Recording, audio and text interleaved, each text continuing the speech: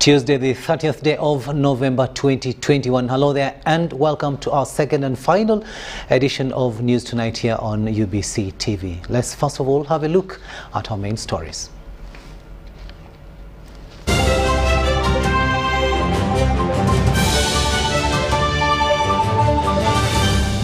Brought to you by How to get points.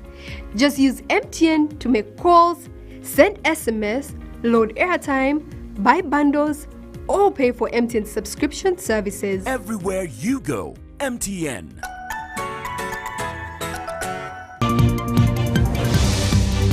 Terror, UPDF launches airstrikes on ADF camps in DRC. Parliament questions UPDF mode of attacks on ADF rebels, calling for explanation. 2 dead in Imbarara explosion and scores admitted at Imbarara Regional Referral Hospital. And in sports, rally drivers donate to vulnerable children in Jinja.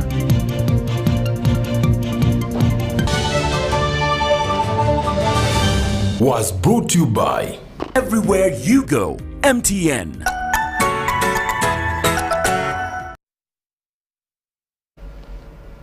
Hello there and welcome once again, and we are glad that you've made UBC TV your channel of choice. We're coming to you live online and on air from Broadcast House here on Nile Avenue. On sign language, it is Elizabeth Nakakoni and I am Rukidi Edward Kiijanangoma. Now, in a move aimed at annihilating the ADF, Uganda People's Defense Forces and the Democratic Republic of Congo Armed Forces have jointly conducted airstrikes and artillery on ADF's main camps in eastern DRC. The early morning strikes focused on the ADF's bases in eastern Congo. UPDF's spokesperson Brigadier Flavia Biekwaso confirmed these developments but declined to delve deep into the matter and operations. The UPDF, together with the Congolese army, have this morning conducted air and ground strikes targeting ADF terrorists in Congo. UPDF spokesperson Brigadier Flavia Biekwaso confirmed this in a tweet posted online, and I quote, "This morning, we have launched joint air and artillery strikes against the ADF camps with our Congolese allies," end quote. Biekwaso further revealed in a statement that they attacked a number of targets for the ADF who have been killing, looting, and abducting innocent people in eastern DRC and using improvised explosive devices to kill people in Uganda. She adds that the targets were accurately hit and operations against the terrorists will continue as they look at other targets of opportunity during ground operations. These strikes targeted the Allied Democratic Forces militia who have been based in Congo since the late 1990s and have been blamed for killing hundreds.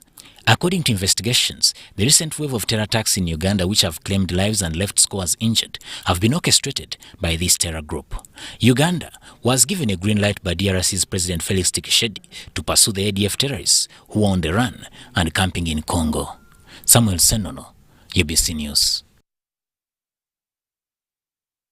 Thanks, Senono, with that report there, and we do hope that these raids will actually eliminate the ADF and people in both the DRC and Uganda can live peacefully. In a related development, Uganda People's Defense Forces have vowed to continue with its operations to end activities of the Allied Democratic Forces whose bases are in the DRC. In a phone interview with UPDF spokesperson Brigadier General Flavia Biekwaso, today's joint air and artillery strikes are just a tip of the iceberg and more are yet to come. Parliament has questioned the mode of the attacks, which a section of members of Parliament described as unconstitutional. Let's have more in this report. People's Defense Forces spokesperson Brigadier Flavia Biekwaso confirmed the news about a joint air and artillery strikes against Allied Democratic Forces camps in the morning of Tuesday, 30th November 2021. The ADF have been accused of masterminding several attacks in Uganda, including the recent twin bombings which claimed lives of 6 people. Michana Municipality Member of Parliament Francis Zake brought the matter to the attention of Parliament chaired by the Deputy Speaker Anita Among, describing the move by UPDF unconstitutional, having done without the approval of Parliament. And Madam Speaker and honorable members, as you recall, Last time UPDF entered DRC, they looted minerals, and Uganda was ordered by the International Court of Justice to pay DR Congo over 10 trillions of Ugandan shillings. And we are waiting for the minister to come and explain to Parliament who authorized them. 2, what was the purpose for this particular fight? I do support government going into DRC to work alongside the DRC security teams in pacifying that area. However, the laid down rules and procedures must be followed. Deputy Speaker Anita Among has asked government to address Parliament on the matter. That is on your... Okay, lay it on table. Lay it on table. Clarification, Madam Speaker. Right Honourable Speaker. Clarification. Right Honourable Speaker.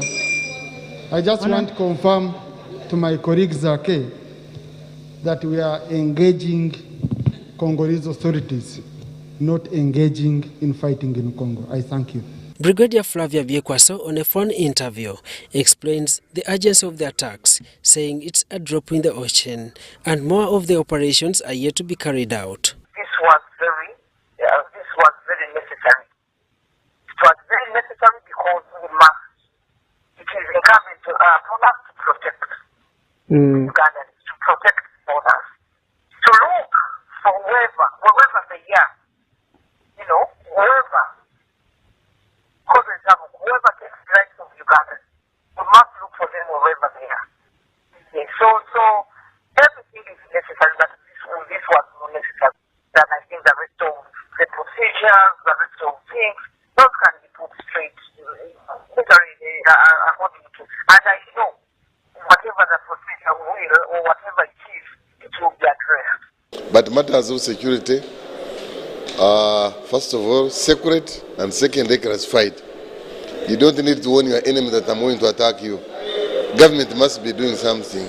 Daniel Mugoya, Gloria Gwitabinji, UBC News. On the matter of urgent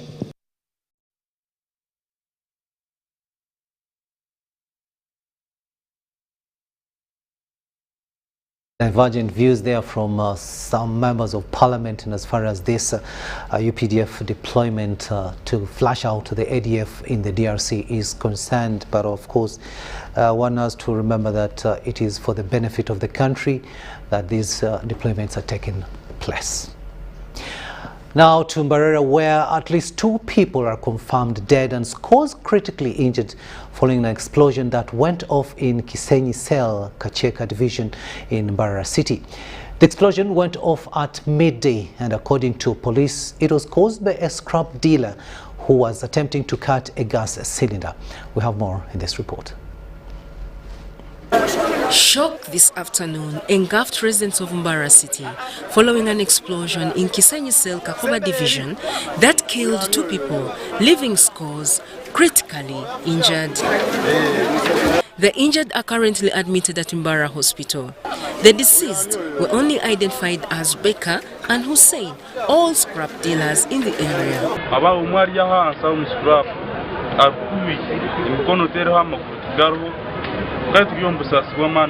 Nous avons attendu kusala bomo neba tukabwetu netta abantu abadaji sala afididdewo abadamu kwatiddewo afididdewo abalaba batte mu ddwaliro. The tragic incident happened at around midday. According to police, the deceased were trying to cut the gas cylinder, which eventually burst. Yeah, that is Hussein and Baker. Those are the only names we have for now. But as our investigations go on, we'll be able to get their full details and where they come from. We also have 3 people who are injured.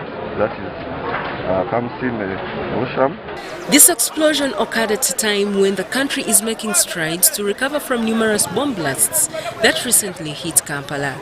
Here in Mbarara City, majority had suspected that it was a bomb explosion until police clarified on the mixed speculations. The current information is that we are getting from police that has investigated so far this matter. They say these people were cutting a gas cylinder which was very heavy and as they were cutting it, it burst. And I think it's the one which caused all this damage, killed the 2 people. Eyewitnesses told UBC that the deceased were trying to cut the cylinder, which had also been brought in as a scrap object. Security was beefed up in the area to deter there would be any occurrences of such. Lieutenant Colonel James Mwesije, the resident city commissioner, appealed to the scrap dealers to be careful while buying or handling metals. It's high time the city leadership, the city council comes in to regulate these scrap dealers. You see, they buy scrap from wherever they get them. So it's high time they are regulated. It's high time really security focuses on them, on these areas. However, by press time, the bodies of the deceased had been rushed at Mbara Regional Referral Hospital for post-mortem as investigations into the tragic occurrence continues.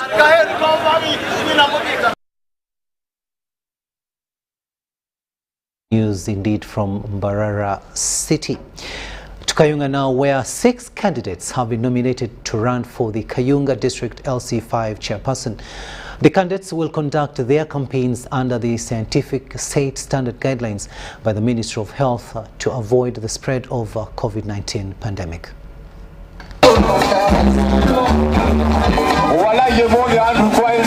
6 candidates have been nominated to run for Kayunga District, though the stiff competition is believed to be between the NRM candidate Muwonge Andrew and Noops Harriet Nakwede. After the nomination process, the NRM Director for Mobilization, Rosemary Nansubuga Seninde, asked Kayunga residents to vote for Muwonge, who she termed to be the able leader. Because even if you get involved in 2 bickeries and at the end of the day you don't vote for your candidate, you are the loser. So we are appealing to all our NRM people, but not only NRM, even the opposition. We want to assure them that we shall be whipping our person to make sure that there is service delivery. Emmanuel Dombo, the Director Communication at the NRM Secretariat, emphasized the need for the locals to remain peaceful and unite for a common goal and follow the standard operating procedures to contain the COVID-19 virus during the campaign. We appeal to members of the public, the NRM, that they must observe SOPs, they must abide by the laws throughout the campaign period, and we appeal to the support of everybody. Andrew Muwonge promised to end domestic conflicts and ensure proper service delivery to the people of Kayunga if elected into power. Like as we are going to be, like as the roadmap is going to be showing, that you welcome Muwonge as is going to be coming to your areas. So very soon we are going to get a roadmap that will be showing us how we are going to be moving village to village. I'm Nafka Farida and Robert Katamba. To Entebbe now, where the First Lady and Minister for Education and Sports, Mrs. Janet Kataha Museveni, has urged all organizations and institutions that play a role in the education value chain to explore ways of supporting the recovery efforts of the education sector in the face of the additional challenges arising from the COVID-19 pandemic. Mrs. Museveni was delivering a keynote address during an education symposium that she hosted at State House, Entebbe. With that, here is our reporter, Bernard Yega. Education symposium hosted by the Minister of Education and Sports, Mama Janet Museveni, at State House, Entebbe, and the first of its kind, was attended by ministers, ambassadors, partners in development, representatives of the business community in Uganda, and senior officers from the education, finance, health and ICT ministries and government agencies. Speaking to the gathering, the Minister of Education and Sports, Janet Museveni, said the closure of schools for nearly 2 years has had a serious effect on the education sector and the economy in general, hence the need for stakeholders to ensure schools reopen safely come January 2022. And the future of this nation. I know and I believe that all of you would like to see our schools good schools and to see our children really be educated in a very good and fresh environment. So I thank you for being here this afternoon. Mrs. Museveni reported that government has committed resources under the education sector budget to continue supporting government and government-aided schools with capitation grants and staff salaries. She also said that the Ministry of Education and Sports, in collaboration with the Ministry of Health, will continue with the dissemination of the COVID-19 standard operating procedures for education institutions. She added that government has put in place measures to support the teachers, including a grant of 20 billion Uganda shillings extended to private schools teachers through the Microfinance Support Center. An opportunity was given to the private school owners to access loans from Uganda Development Bank. The contribution of employees and employers of NSSF was also waived off for a special period, and payment of pay-as-you-earn was also deferred.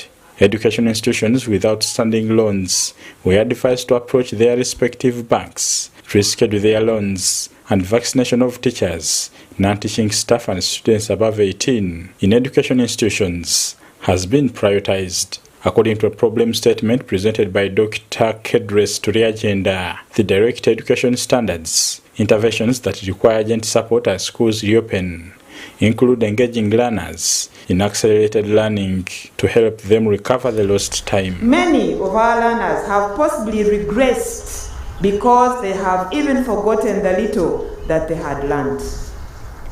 The 2 years out of school have introduced many learners to different negative societal influences, and there is a high likelihood of dropout that the sector is working hard to mitigate. The participants at the Education Symposium responded positively to the First Lady's call to support the recovery of education in Uganda by making generous pledges, both in cash and in kind.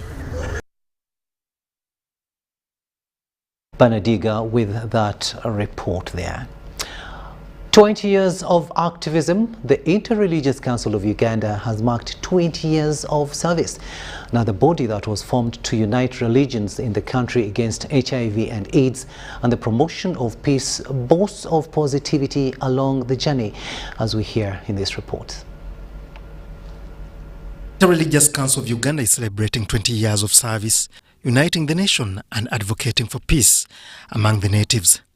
The body that was formulated in 2001 has been at the forefront in the fight against HIV and AIDS, promotion of healthcare, education and good living.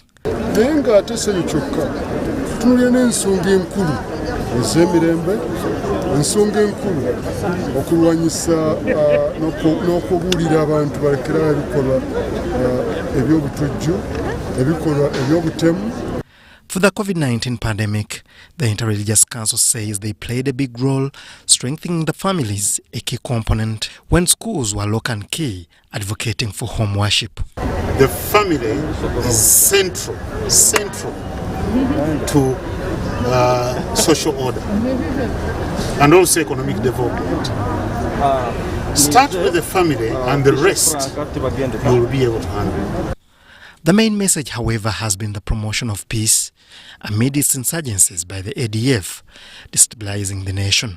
The 20 years of celebrations come when the country is battling effects of COVID-19, when gatherings have been limited to a few to limit the spread of the virus. Meanwhile, advocates of religious freedom believe despite the nation still battling the pandemic, government needs to ease on the measures to allow the children and the elderly equally access the places of worship. Places of worship were opened with very stringent measures in place.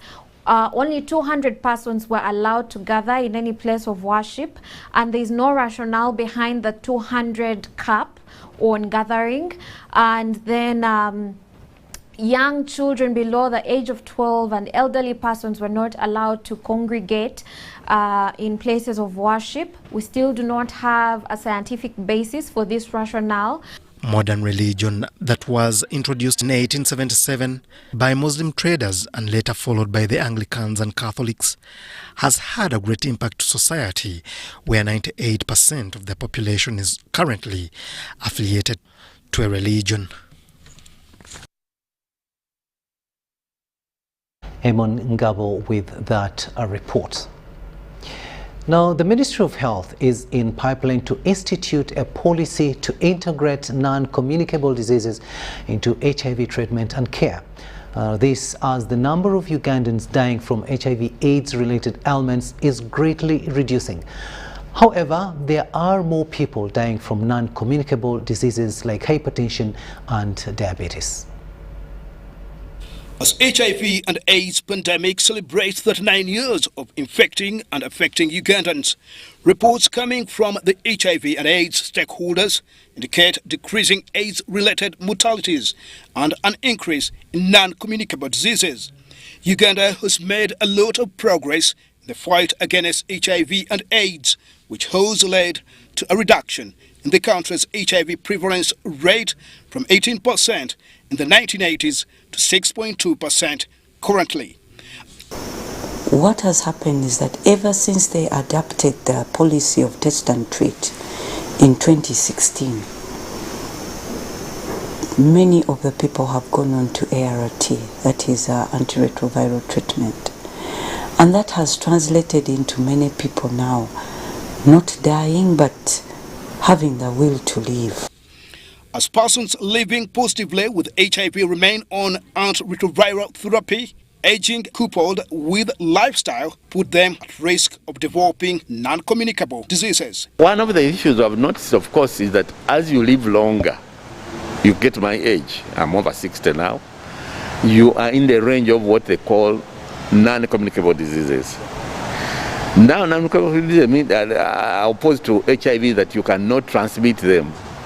And we are talking about diabetes, we are talking about high blood pressure, we are talking about cancer, we are talking about even mental illnesses like depression. The burden of hypertension and diabetes is on rise and is occurring alongside a high burden of HIV care and treatment.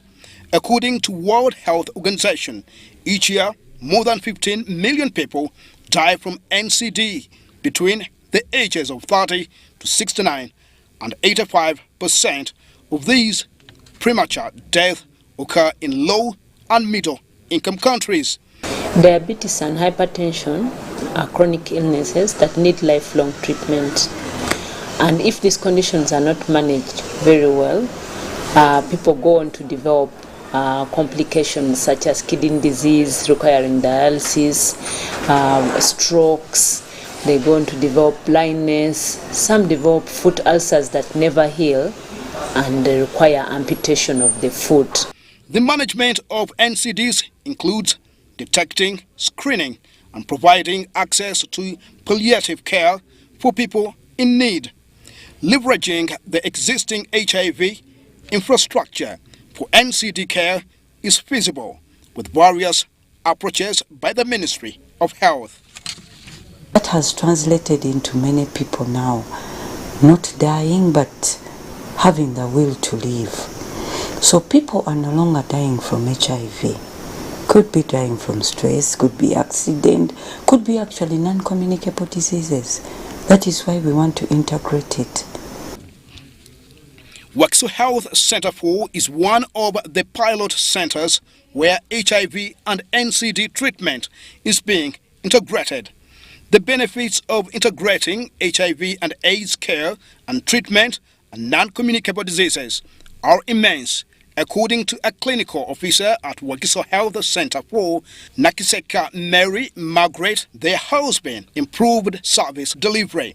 Now, since all clinicians who sit in a chronic care clinic, when you are off, you're on leave, work goes on smoothly because the one in ART can see all the patients. The one in NCD can see all the chronic care patients. Another thing to the patient side, it has reduced their transport costs because they need one day to come for care for all the three conditions. So to me, it has done as well. The study has done as well. At Wakiso Health Center 4, the clinical day for HIV and AIDS and non-communicable diseases is the busiest by 8 a.m. All the seats are full, but the patients are happy. Some with more than one complication used to come more than once. Now they come and receive treatment once. Nzize wano ku bujjanjabi sukali ne pressure. Naye nga kiliniki eno tulina appointments. Olwaleero yebadde appointment yange. Integration is holistic. Actually, for full integration, it must be cutting across from all stages of care, from the time the patient reports to the facility, to the time he departs with medication. So how are we integrating? This had to be revised at each stage of patient's care, from the time of waiting area, to triage, to clinical room, to dispensation area and departure. So this had to be revised in a stepwise kind of flow. The initial stages of integration of the 3 chronic conditions were not easy. Patients needed counseling and guidance to avoid being stigmatized. Actually, elderly, they are 45 and above. So integrating these 2 cluster conditions or class of diseases initially rose some kind of concerns about stigma, because you may find the HIV patient actually has the mother-in-law non-NCD or non-diabetic. So bring them together for patients that who hadn't done a disclosure. It seemed kind of tricky for them. The cost of care for NCDs is very expensive. Patients with non-communicable alignments have to survive buying most of the drugs themselves. This is more challenging to the integration, with HIV having goodwill from donors and government. Nti ffe kubanga tugenda kubeera ku ddagala ebbanga lyonna ate ne tusigala nga tufulumya, twalisabye naffe tuloozebweko nga aba ati bwe baakola ki, bwe baba providinga n'eddagala ku bwereere. Abantu ffe bangi simanyi naye nga eddagala lya bbeeyi. Bajja ne bali kuwandiikira ne bagamba eddagala oluusi tewali, ne bagagenda olibule. Wabula ekisinga okutunyigiriza ffe abalwadde b'ebirwadde ebyo gavumenti eringa etatu. The only challenge we have is that ARVs are available free of charge, while the other ones people have to buy. So someone is getting this and is not getting this. According to research carried out by the Medical Research Council and Uganda Virus Research Institute, the occurrence of non-communicable diseases, conditions and mortalities need concerted efforts and dialogue to address the silent killers. The Ministry of Health is soon coming out with a policy for integration.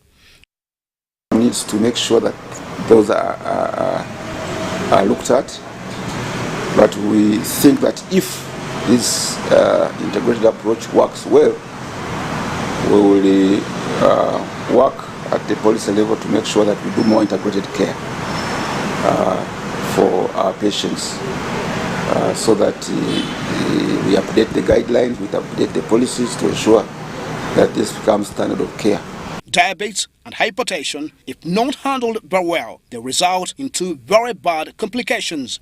The deaths from diabetes and hypertension are already at the peak level of death that were seen with HIV in the early 1990s. And these numbers are rising. We must address access to health, cost of care, patients with chronic conditions. Report compiled by Douglas Setumba. Well, you can talk of hitting 2 birds with 1 stone, and of course very good move there, integrating treatment of non-communicable diseases and HIV/AIDS treatment and care. Setumba, thank you for that report. The Office of the Minister for Presidency has launched a Hall of Fame to share outstanding contributions of Uganda's heroes and also act as a learning center to Ugandans. Representing the Minister for Presidency, Hajat Misa Kabanda said the Hall of Fame will be open for 5 working days for Ugandans to know and learn about their heroes. Occasions President Yoweri Museveni has awarded Uganda's heroes with medals, but there has been no Hall of Fame to recognize such people after some years. This has led to the opening up of a Hall of Fame by the Office of the President to honor these legends. Among the legends that have been honored is Joyce Mpanga, the first woman to be a Minister of Women in charge of development in the Office of the President. She fought for the rights of women and universal education for all. So one of the things I did as a Minister of Women, we were then making our new constitution. I realized I wanted the women to appear not by just referring to men, but referring for women. And I believe you all agree we have the most gender-sensitized constitution. Representing the Minister for Presidency, Hajat Misa Kavanda urged Ugandans to spare time and visit the Hall of Fame, for it is timely because most monuments are scattered all over the country. But this is a part of tourism for you all Ugandans, and I have appreciated what I've seen here. And I think everybody should come and visit the place because it's different from others. I last saw it in China, but now it's in Uganda. So I'm encouraging every person to come and visit this area from Monday up to Friday. And I'm really thankful for the President of Uganda for what she has initiated in Uganda, and people should appreciate her for all the hard work she has done in the country. Hajat Malori Zamina, a chancellor in the Office of the President, says they have started with pioneers of medals and have been promised bigger space upon opening a government campus in Webaja. Our young people who are in universities, in schools, they may want to come and learn and then do further research, because many of these people, you find that they may not have any form of information about them or what they did or any memoirs. But in the Hall of Fame, we have information, historical information, their historical contributions, and even physical things that they contributed to. The public has been urged to observe the standard operating procedures against COVID-19 when accessing the Hall of Fame. Sudat Kaye, UBC News.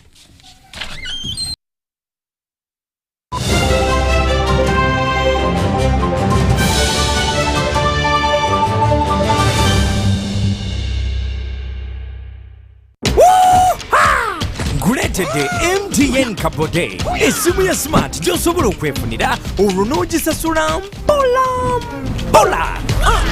nkugambye yeneri ya kavi ate nga tamanyi endala zonna mu katale ejjirako omuggo gwa intaneti kati ky'oba okola gwenyiga *655*2# okebere oba osobola okwefunira MTN Kabode. Olumala okebera bw'oti dduka buddusi ku dduuka lya MTN lyonna eri kuli okumpi weefunire MTN Kabode. Olwo olyoka ogisasule mpola ng'osasula nusu 15,000 zokka buli wiiki okumala emyezi 6 ng'okozesa MTN Momo. Weefunire Kabode kati dish. Everywhere you go, MTN. It's the festive season and we love it. And that means it's time to celebrate with GoTV. Come with me. So get your GoCoder and GoTV value for 25,000 shillings to watch with the whole family. And if you're feeling extra festive, upgrade to our best package yet, GoTV Super. Something to look forward to. Download the My GoTV app for more information. Super. We all deserve a super festive season. And with GoTV, there's every reason to love it. Raising voices. As a community member, I think we need to change in the way we act in response to violence against children. In my small way, I can be a leader in preventing violence in my community. I promise to work with my neighbor to create violence-free homes and communities for our children. In this time of COVID, what is your promise to the children of Uganda? Because a violence-free childhood is everyone's right. Raising voices.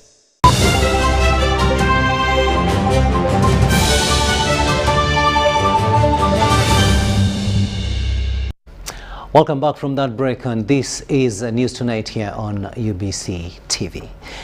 Moving on now, judicial officers have been cautioned to avoid delaying tactics in the dispensation of justice to Ugandans. Deputy Chief Justice Richard Butera made the warning at the closure of the 2-day conference of magistrates and court registrars that took place here in Kampala.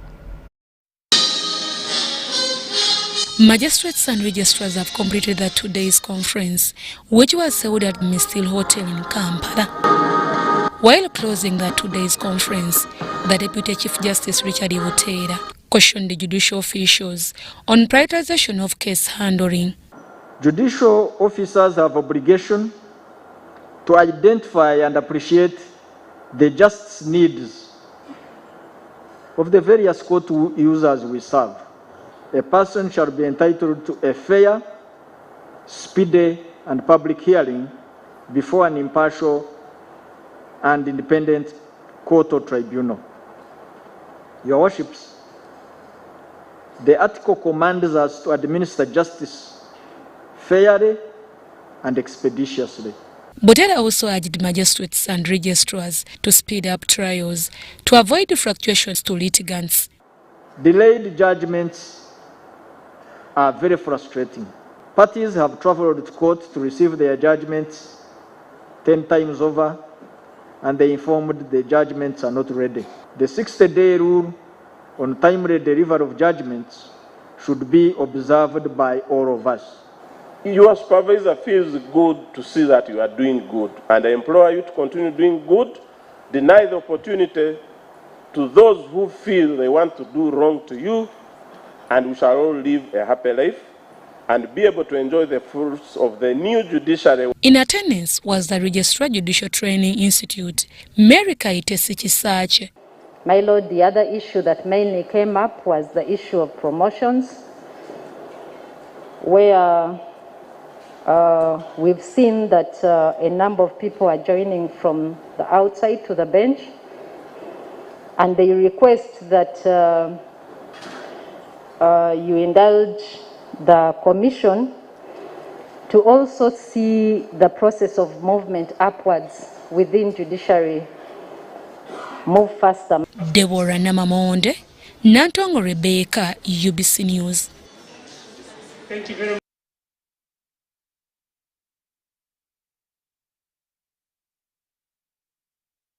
From the judiciary, let's shift our attention to matters pertaining to teachers, where Walimu SACCO's union has a deficit of 3.5 billion Ugandan shillings outstanding loan beyond 365 days. Now, these coupled with challenges like SACCO leaders who divide the money amongst themselves and teachers who defy paying back. Now, speaking during the 8th annual general meeting of the union at Chiwatule, the coordinator of Walimu Fund in the Ministry of Education and Sports, Mulindwa Ismail, said some of the SACCO money is frozen because of poor performance in recoveries. We have more in this report. Walimu SACCO's union, which was established 6 years to offer loans to teachers and help them save and also put up income-generating activities, boasts of benefiting 80% of the teachers who receive the money and put it to better use. Out of the 25 billion shillings government had promised to inject in the teachers' SACCOs, the union only received 17.1 billion, leaving an outstanding of 9 billion shillings, which they expect to receive before the end of the year. We brought it to the attention of His Excellency the President, and he directed the Minister of Education to engage finance to ensure that our money, which is with the Microfinance Support Center, totaling to a total of 9.731 billion, is released to us. Of recent, we have been in touch with the private principal secretary of the President, and he has already written to Minister of Finance to ensure that money comes.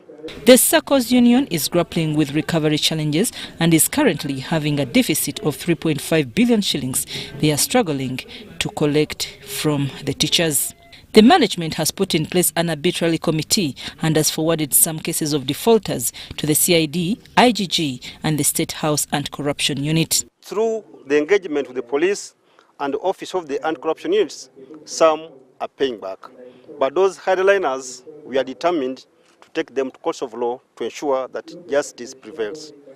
The coordinator of Walimu Fund in the Ministry of Education and Sports, Mulindwa Ismail, says what is delaying the release of funds to the teachers' circles is the poor performance in recoveries. As we make a case to get our right, we should be able to make a case based on good performance. Meanwhile, the teachers were told that the 20 billion shillings promised by the president to teachers will also be a revolving fund, not relief, which has to be paid back. Circles, what does it mean? It is a revolving what? It's not a relief fund. That's why we have been having misunderstandings. I'm Nafka Farida and Daniel Lugemo in Chiwatule. A State Minister for Water and Environment, Beatrice Anyuar, has launched the National Resource Information System, NARIS, which will enable the authority to monitor deforestation and other related environmental data. The system comes at a time when government is implementing digital vision, which will empower Ugandans achieve the universal inclusion goal. According to the Ministry of Water and Environment, forest cover has reduced from 24% to 12% in 2017. If deforestation continues, the country is at risk losing its forests by the year 2033. And the mindset really I want us to work on our Ugandans. Not to think somebody else ought to act to secure the future of our children. So we need in the advocacy, show them the consequences, daring consequences. The National Information System is a collaborative data visualization platform that is being implemented to monitor forest cover loss. And at the end of the day, they enter illegally in the forest, cut down, they are guarded by the courts of law because of our procedures there. By the time we finish, they come around, you see there's no longer a forest. This is a plain. What are you protecting? The forest is no longer there. Who cut it? Can't we replant it? This must stop. The ministry has designed a system in partnership with United Nations Development Programme to monitor and mediate deforestation. So knowing this challenge of deforestation, what we are doing with this platform, which is the Uganda Natural Resource Information System, let me call it NARIS for short. NARIS is able to help us to see in real time where deforestation is taking place. Our interest is that we can use technology, we can use innovation, we can use satellite imagery to be able to tell us what is happening in many forests. State Minister for Water and Environment, Honorable Beatrice Atim Anyuar, said they have recognized a gap in recent data to track the state of the country's forests. It's saddening. So the greed and the mindset, the morals must be worked on. And that's to enhance what we are launching today. We have been relying so much on human intelligence, where we use human beings to give us information.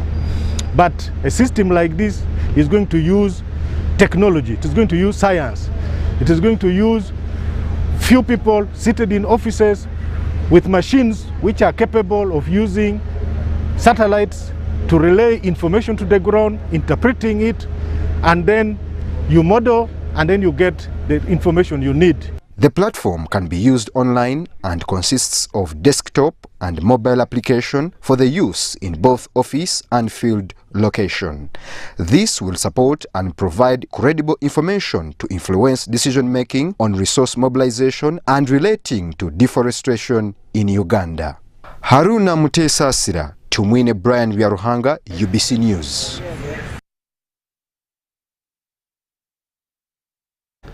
Girls' rights activists want the teenage pregnancies and early marriages challenge addressed quickly. They claim once not addressed will affect the country's development indicators. The activists echoed this during the 4th National Girls Summit, a gathering that aims at highlighting and reflecting on the issues affecting the girl child. Adiana Kuti with more. Many fingers are pointing at parents and guardians as being responsible for the many teenage pregnancies and early marriages recorded during this COVID-19 period. During the 4th National Girls Summit organized by World Vision, Joy for Children in collaboration with Girls Not Brides, girls' rights advocates,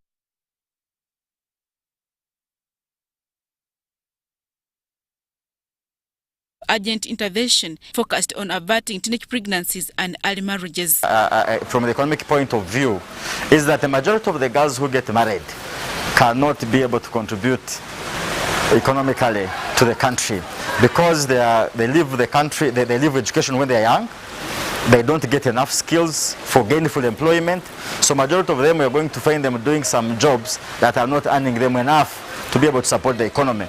But also, a girl who is not educated, there are high chances that they will not be able to raise children who are healthier or even probably give them education. The Minister of State for Vice President Mutasingwa Diana represented the Vice President Jessica Alupo and reaffirms government's commitment to ensuring that girls who got pregnant during the COVID-19 are supported to return to school. I'll give an example of Uyukwe District, where I represent as the Woman Member of Parliament. We have over 6,000 teenage pregnancies. So as members of Parliament, as government, we're going to come out to work together and also work together with the Girls Not Brides organization and all these different NGOs to help government to see that we can work closely to fight to end child marriages and teenage pregnancies. Ministry of Health is also trying to ensure that the health system supports the teenage mothers to live healthy lives and bear healthy children.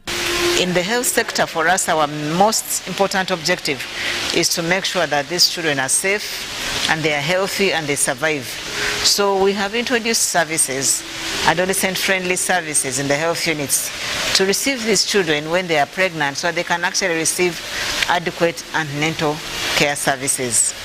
And we've been tooling and training our health workers to be compassionate and respect these young people, give them dignified care so that they don't abuse their rights or they don't violate their rights. That may sound like a very small thing, but it's a very critical factor to make sure that these young people come without fear to these health facilities. Parents and guardians have also been challenged to be supportive by ensuring that the girls return to school after delivery or join vocational training institutions. Adiana Kuti, UBC. The Ministry of Gender, Labour and Social Development has committed to engage surgeons of female genital mutilation to find alternative ways of income-generating ventures and quit the inhumane vice.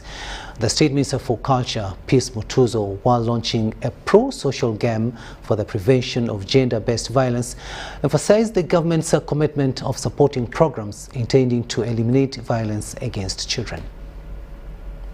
The increasing rate of violence against children, especially in schools and in their homes, Makerere University has developed a pro-social game approach to inform young people and guardians to empower communities in fighting the vice. And we also want the children to be able to report incidents of child sexual abuse and child marriage. And in the game, we provide real-life information like 116, for instance, where they can call. We also have flyers which provide information about where the children can report. Through leveraging on technology, Makerere University believes this will go a long way, matching with the dynamic society. This violence is the worst form of violence, and it is very primitive violence. We recognize the school as a critical space for child protection and psychosocial intervention. We need to find a way of building this within the school setting. The State Minister for Culture, Peace Mutuzo, has unveiled as many children still subjected to non-contact and contact sexual abuse relating to inhuman cultural norms. Our children are traumatized, and this affects their rights as children, the rights to protection, right to sexual and to a sexual safe environment, the right to education, especially millions of children who drop out of schools due to violence, among others. Stakeholders are urged to provide psychological support to the victims to undergo through this trauma and to also prevent others from going through it. Lydia Chomkama, UBC News. Thanks, Lydia, for that report there.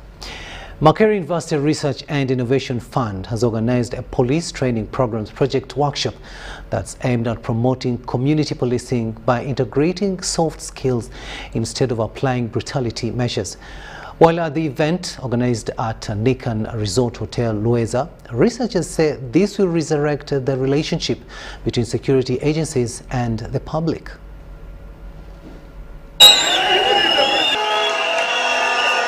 On several occasions, the security personnel have been pinned for use of extra force and brutality while trying to tame demonstrations and keeping law among the public. However, in the course of doing this, many end up losing lives, with a good number surviving with serious injuries.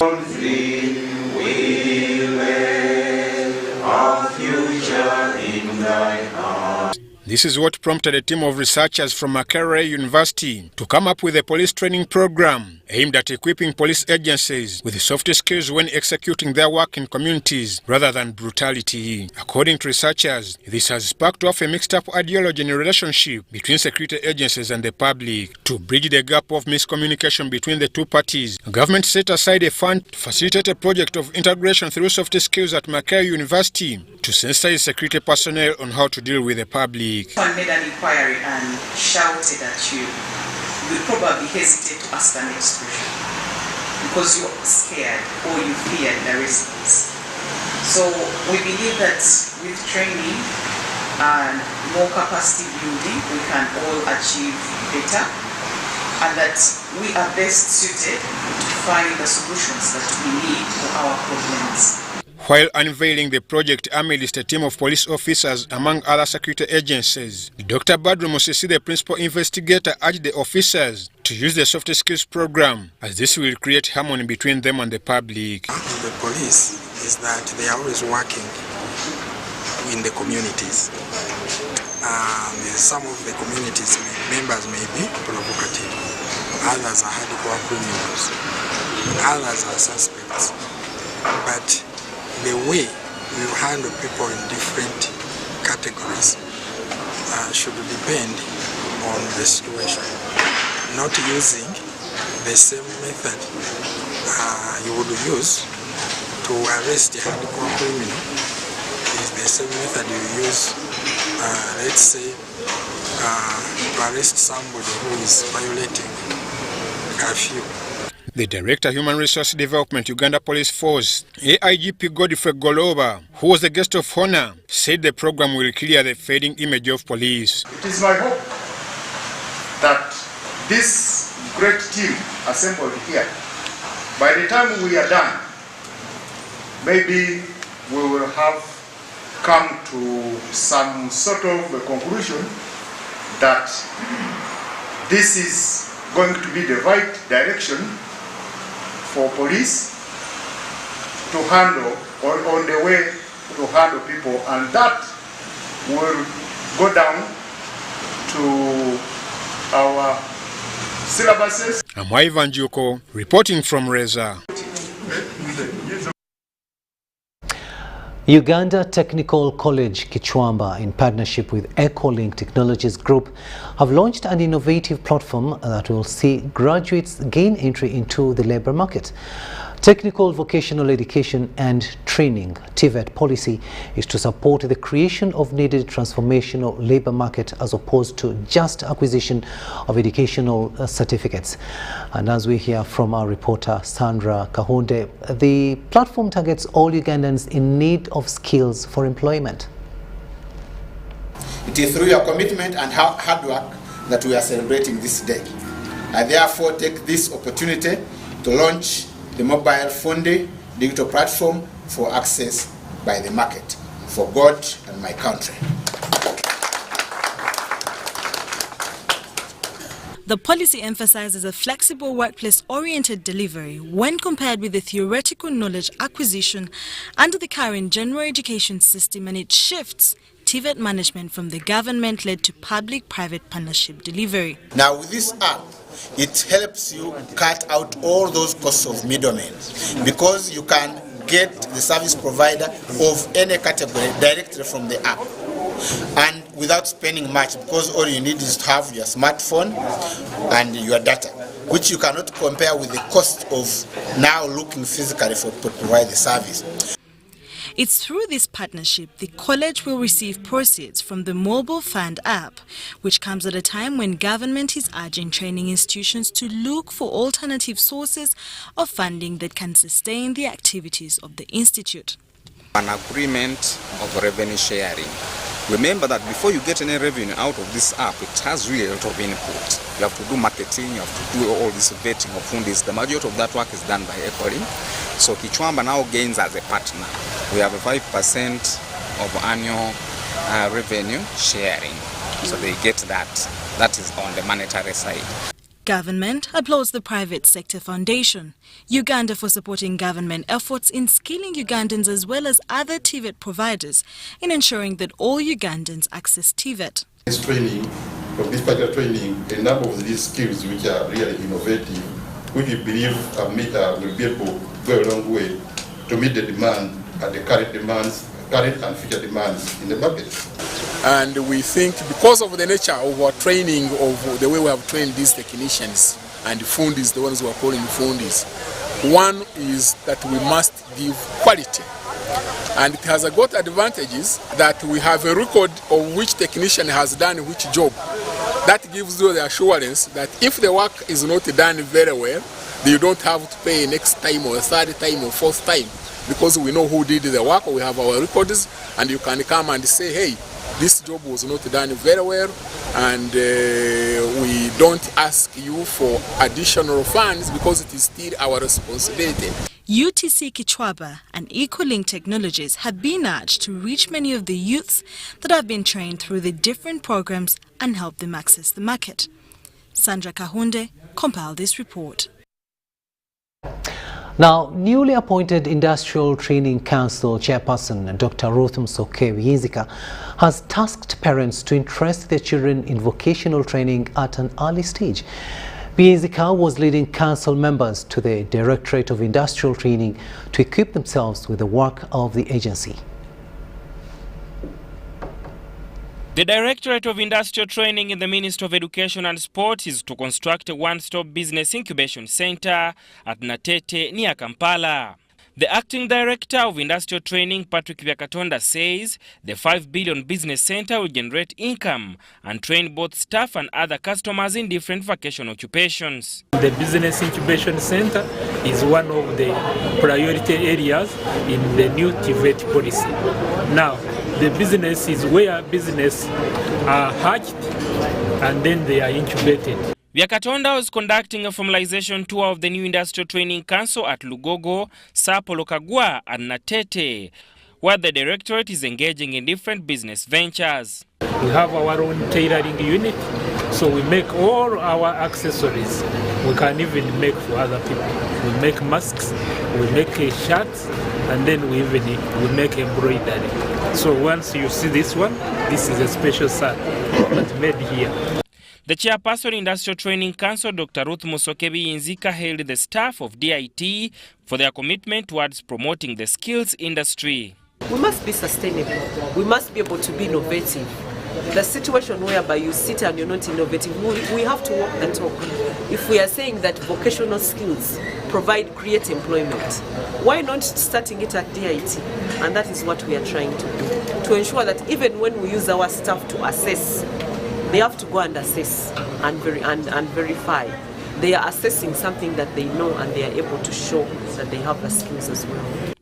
By acquiring employable skills, trainees will be able to earn a living and support themselves and communities. I was working somewhere, but then I found my passion is in tailoring. I went to a fashion school, then also the IT sponsored me at Motive. I upgraded to level 3 tailoring. Now it's about 6 months. Upgraded me because there are some things that I didn't learn from camp practically. Henry Muganga, Sada Mubale, UBC News, Kampala. Civil society organizations have raised a red flag on the increasing cases of cardiac arrests among urban dwellers, and it is being attributed to high levels of trans fat acids in both street and packaged foods. They have now appealed to government and legislators to consider enacting a law to eliminate trans fat acids from the food chain. We have more in this report. Globally, it is estimated that over 500,000 people succumb to cardiac-related cases every year after consuming high levels of trans fat acids in the street and packaged foods. That if you eat food that is rich in trans fat acid, it increases your risk of heart disease to a percentage of 21. In Uganda, it is reported that cardiac cases are on the increase among the urban dwellers due to the lifestyle and the habit of eating. So, industrially produced trans fats are contained in hardened vegetable fats, such as margarine and ghee, and are often present in snack food, baked foods, and fried foods. When I talk of snacks, our children are looking at snacks, and supermarkets are positioning these snacks to the detriment of a poor parent, because the children will cry, and a parent who is disadvantaged in communicating with their children will find themselves spending more than they ought to have. The civic society organizations are now concerned and want a law to be enacted to eliminate and regulate the consumption of foods on the market. With deterrent sanctions, impunity would continue. So when we come up with a model law that supports eliminating trans fat acids from our food chains, which means whoever is manufacturing these products must be punished, either by a fine, which is not very easy for them to meet, or by banning them from proliferating these trans fat acids and injecting them into the community. We will not provide a disincentive for manufacturers of trans fat acids, or we will not even attract people who want to take the healthier products. We would only leave our citizens to consuming trans fat acids. This is a high time government should impose heavy taxes on foods enriched with trans fat acids to discourage public from consuming them. Joseph Okou compiled the story. National Housing and Construction Corporation, Stanbic Properties Limited and Stanbic Bank Uganda have entered a tripartite partnership to initially develop over 1,000 affordable housing units for Ugandans. The Minister for Finance, Planning and Economic Development, Matia Kasaija, says many people are living in very bad houses, hence the need to develop affordable ones. The Minister of Finance, Planning and Urban Development, Matia Kasaija, has today presided over a partnership by National Housing, Stanbic Properties Limited and Stanbic Bank Uganda to develop and facilitate Ugandans to affordable houses. Matia Kasaija says the Memorandum of Understanding is timely for Ugandans, particularly on the low cost of housing, and urged National Housing and Stanbic Bank to deal with local governments. Some people are living in a house. The father is there, the mother is there, the son is there, the daughter is there, the children are there, they could together in one single room. How? Really, that is really, first of all, it is unhygienic. It can cause health problems, but even the social pride, and that social pride is very, very important in how we behave. Under the terms of partnership, National Housing will provide land to develop affordable modern housing, and Stanbic Properties will handle the direct sales and marketing, with Stanbic Bank playing the role of financing partner. Over 1,000 housing units are to be developed targeting Stanbic Bank employees, after which offers will be extended to other corporate entities, public and business community. Oil and gas is just one of them, but from where we sit, we were together last week, Mr. Minister, when Mama called us to talk about education. The school infrastructure that needs to be built should not be built by anybody else. National housing is here. It's already within. So by creating the intersector linkages, we are winning, we are creating our own local capacity, and we are providing Ugandans upliftment into where they need to go. The Executive Director, National Housing, asked government to make budget allocations to attract housing technology. We are going to start project by project.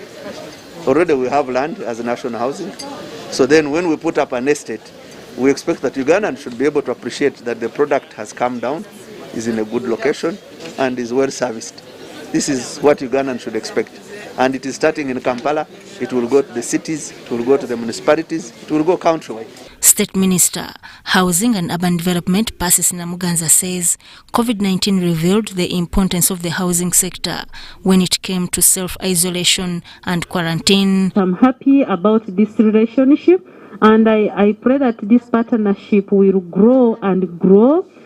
Sudat Kaye, UBC News.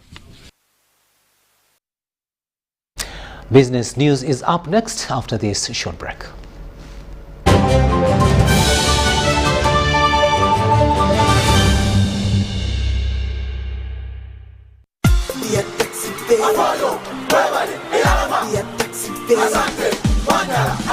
The Taxpayers Appreciation Season is here. We recognize, celebrate, and award Uganda's top taxpayers. Be part of the online Bombaya Business Summits and stand a chance to win smartphones, gift sets, hampers, and lots more. Visit our social media pages to find out more. We appreciate you for paying your taxes. We're proud to be Ugandan. We celebrate you. Oh, we celebrate you. Taxpayers of Uganda. We appreciate you. We appreciate you. Uganda together. Uganda Revenue Authority. Developing Uganda together.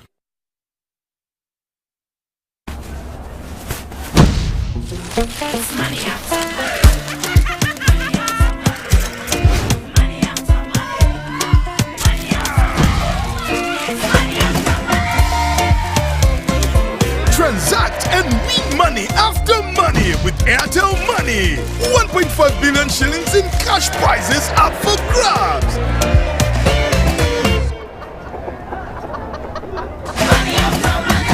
The more you transact, the higher your chances of winning. Airtel Money. Instant, secure, borderless. Did you know that corruption cripples Uganda's development? It's time for you and I to put an end on this. We can work together to end corruption. Let it be your responsibility to report to the established anti-corruption agencies. A corruption-free Uganda starts with you and I. Your right, your role. Say no to corruption. This message is brought to you by the State House Anti-Corruption Unit. Kuletedde MTN Kabode esimu ya smart gy'osobola okwefunira olwo n'ogisasula mpola nkugambye yeno eri eya kavi ate nga tamanyi endala zonna mu katale ejjirako omuggo gwa yintaneti kati ky'oba okola gwenyiga *655*2 okebere oba osobola okwefunira MTN Kabode olumala okebera bw'oti dduka buddusi ku dduka lya MTN lyonna eri kuli okumpi weefunire MTN Kabode olwo olyoka ogisasule mpola ng'osasula nusu 15,000 zokka buli wiiki okumala emyezi 6 ng'okozesa MTN Momo weefunire Kabode kati dish. Everywhere you go, MTN.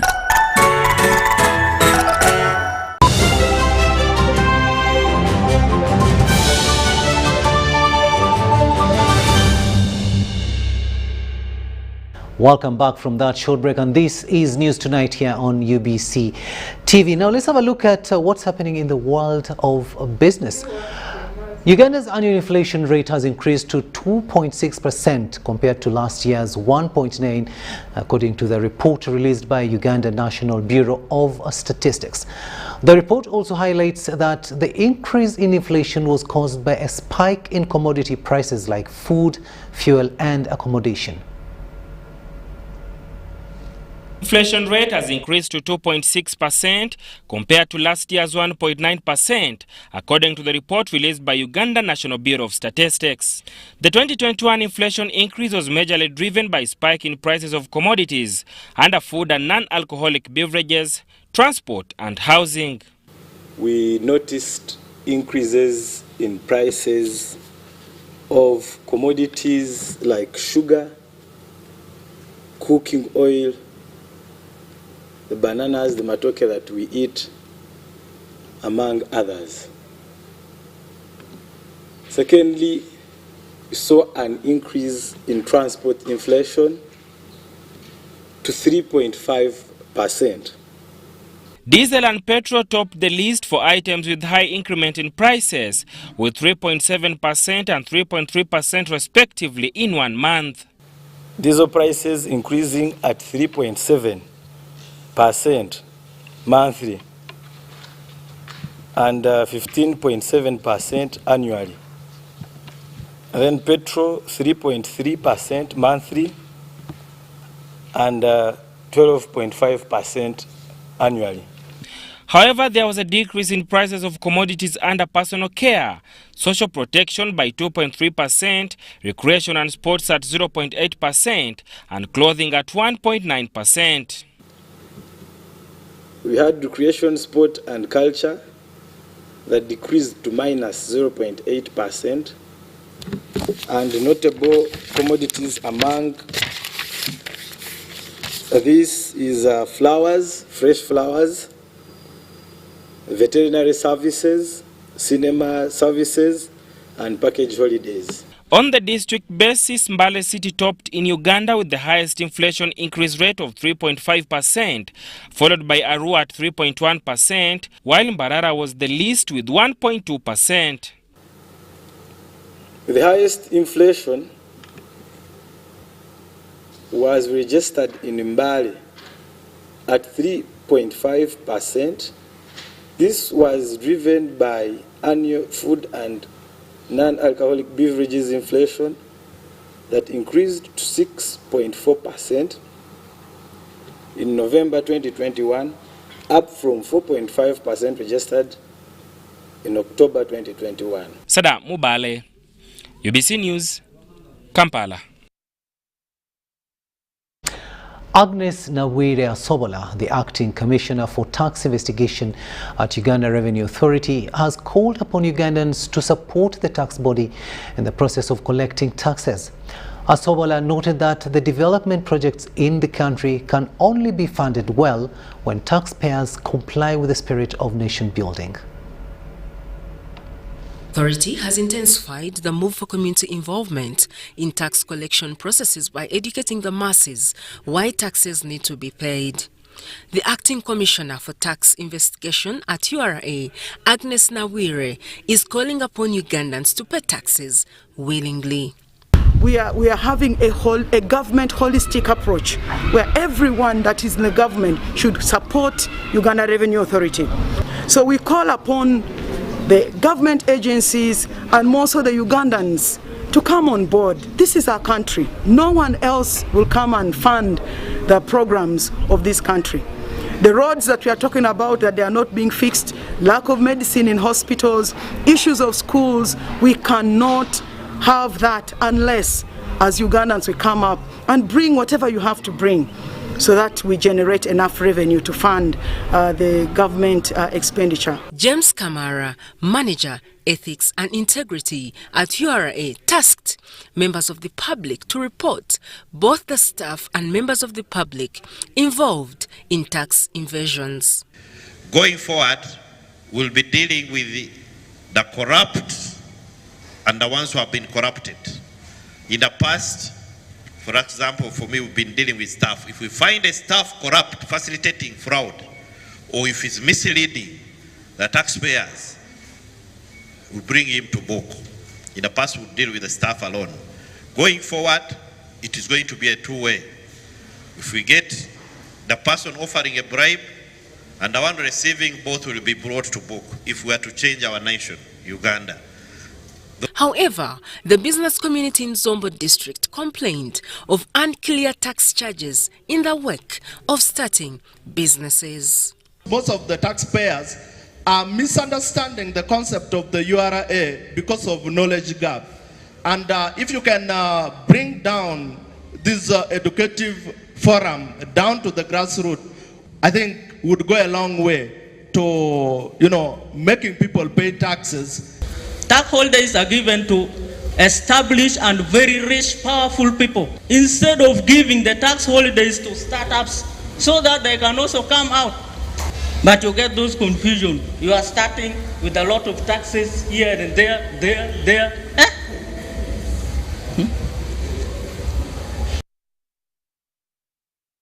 It's coming to 17 minutes after 11 in the studios of UBC TV, and we've almost come to the end of this second and final edition of News Tonight. But before we do that, let's have a quick reminder of our top stories.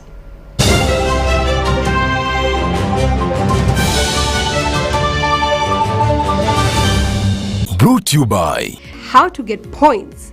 Just use MTN to make calls, send SMS, load airtime, buy bundles, or pay for MTN subscription services. Everywhere you go, MTN. War on terror. UPDF launches airstrikes on ADF camps in DRC. Parliament questions UPDF mode of attacks on ADF rebels, calling for explanation. 2 dead in Imbara explosion and scores admitted at Imbara Regional Referral Hospital. And in sports, rally drivers donate to vulnerable children in Jinja.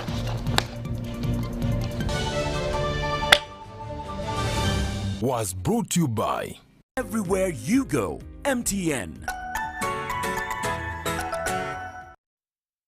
And that's all we had time for. Thank you so much for having kept us company. My name is Rukidi Edward Kiijanangoma, wishing you a blessed night.